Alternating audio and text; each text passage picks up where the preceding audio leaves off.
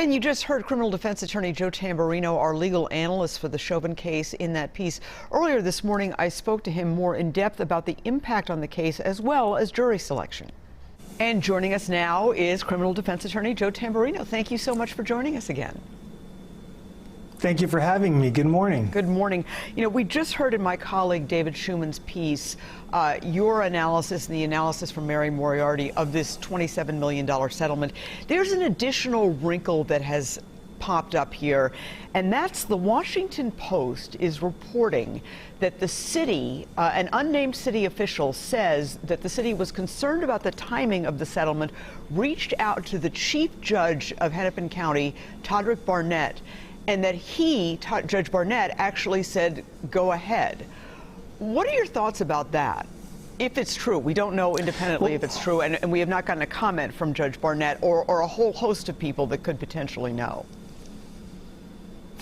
Well, sure. If we know that it's true, it is very concerning, because what that does is, number one, it puts the court system on notice that this whole press conference is about to happen, a press conference that is unprecedented. I've never seen anything like that at this stage of the game. I mean, the press conference with the Floyd family.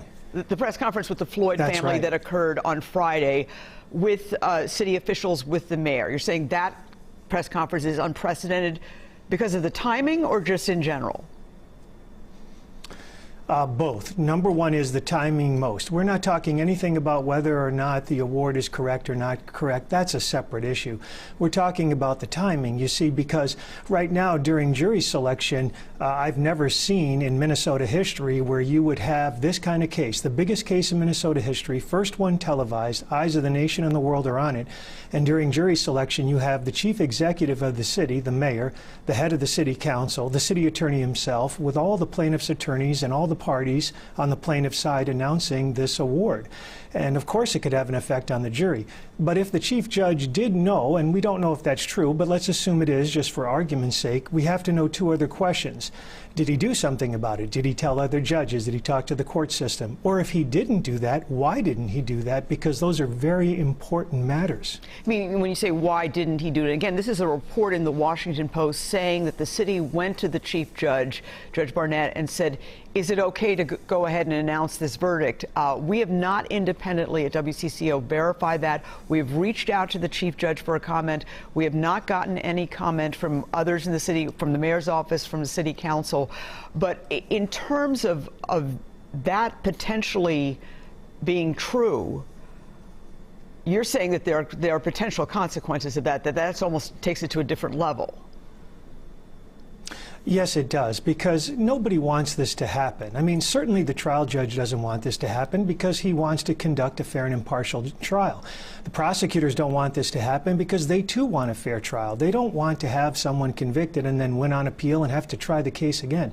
And of course the defense doesn't want this because they want a fair trial because it's their client whose freedom is in jeopardy. So something like this could have such a great impact that something has to be done. I mean, you just can't start off tomorrow morning saying full speed ahead. There has to be some type of inquiries. All right.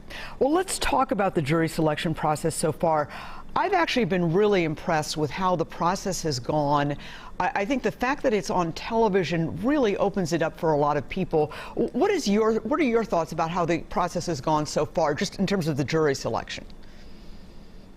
I agree. It's gone very, very well. And something about cameras in the courtroom, there's no turning back. Obviously, this is the way to proceed because everyone gets to see what a fair process this is. Think about it. The biggest case in Minnesota history, and this has been expeditiously mannered. We have 7 jurors, 3 of which are people of color, very diverse jury. We have people who are from very different backgrounds and backgrounds involving some very technical matters. This is a very fair process that's been done extremely well, and hats off for the whole system with pulling this off thus far. Right. And I think there's been so much hype around this to actually see it and see it in its basic form, where you've got the defense attorney, presenting his case saying, we need to make sure this man has has a fair trial, despite all of the hype, all of the publicity. There's something really decent about it that I think really has come through, and anybody can certainly watch on CBSN, Minnesota. It so far has gone so well, and everybody was all worried about the TV cameras.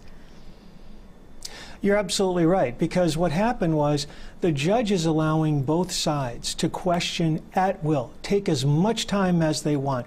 If you've noticed, the judge has never once said to either side, hurry this up, speed this along. You've already asked that question, anything like that. He's been giving them free rein. And it is really important for the public to see, because in today's world, for some reason, there's so much distrust of government. To actually see our local government in action and doing a very fine job at it, it's very important for the public to know that. All right. Well, Criminal Defense Attorney Joe Tamburino, thank you so much for joining us this morning and helping WCCO throughout to analyze the very important trial that this is. So thank you again, Joe. Thank you. Anytime. And WCCO will be streaming live from the courtroom at 8 o'clock tomorrow morning when the judge takes up some motions before jury selection begins at 9. You can watch live coverage on CBSN Minnesota.